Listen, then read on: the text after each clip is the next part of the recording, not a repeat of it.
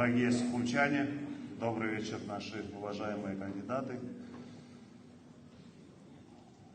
Как-то вначале открывать. Скажу так, сегодня большая радостная встреча с нашими горожанами, с активом центральной части города. Я думаю, что наши кандидаты нас познакомят со своей предвыборной программой. Я с ней уже ознакомлен. Она насыщена и довольно интересна, и я очень рассчитываю, что в случае их победы на выборах они смогут легко и своевременно реализовать те основные моменты, которые там прописаны.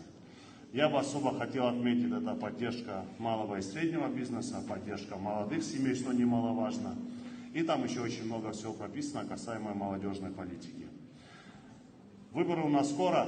Что могу сказать? Я хотел бы вам пожелать удачи на выборах, терпения и, конечно же, победы. Спасибо.